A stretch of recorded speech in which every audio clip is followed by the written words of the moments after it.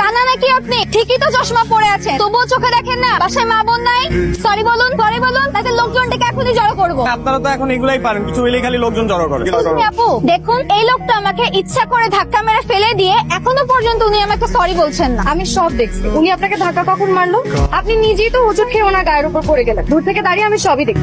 ও আচ্ছা, তার মানে আপনি ওই দলেরই লোক? আমি ওনার দলের লোক হতে যাবো কেন? আমি ওনাকে চিনি, উনি ভালো মানুষ। শুধু ভালো মানুষই না, অনেক ভালো মানুষ। আর আপনার যদি দরকার পড়ে তাহলে আমি আপনাকে সার্টিফিকেটও দিতে পারি যে উনি ভালো মানুষ। থাক থাক, আর সার্টিফিকেট দেওয়া লাগবে না।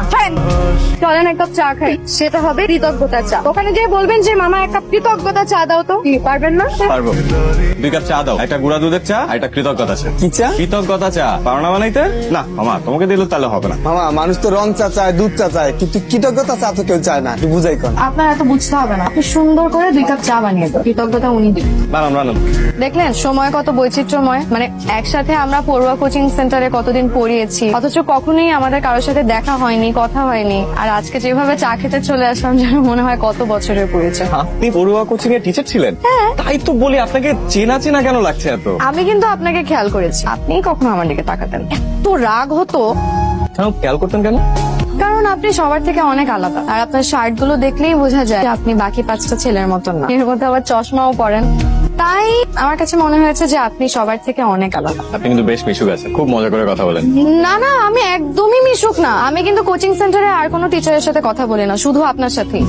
কারণ আপনি যখন ক্লাস থেকে বের হতেন, আমি তখন ক্লাসে ঢুকতাম, তাই অন্যান্যদের থেকে আপনাকে বেশি নোটিস করা হয়েছে, এই আর কি। ও আরেকটা কথা, আমরা কিন্তু আজকে থেকে ফ্রেন্ড। জি?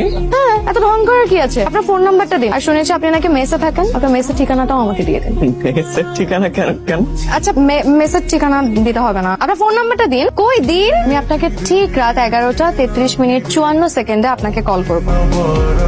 কে? কে মানে কি? আমি কে? মানে কি? আমি ভাবি। আর কোন ভাবি? থাপ্পড় খাবি কিন্তু। দরজাটা খোল। এখন না, 20 মিনিট পরে। কি শুরু হচ্ছে? তুই এক্ষুনি বের হ, জরুরি কাজ আছে, তোর ভাই ডাকে। ভাবি, আমার একটা জরুরি কাজ করতেছি।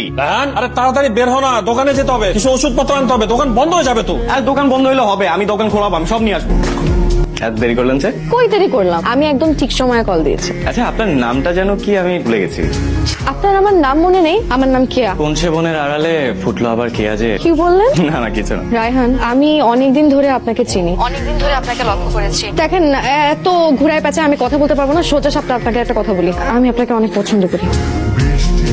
আমাকে আপনার কেমন মেয়ে মনে হয়? বেহায়া টাইপ না, কেন বলুন তো? আমি একবারে এত কিছু করছি, সত্যি আমি কেমন যেন করছি। মানে আমি না এগুলো সারা রাত কাল ভেবেছি। ভেবে কি উত্তর পেলেন? কি উত্তর পেয়েছি এটা আপনি খুব ভালো করেই জানেন।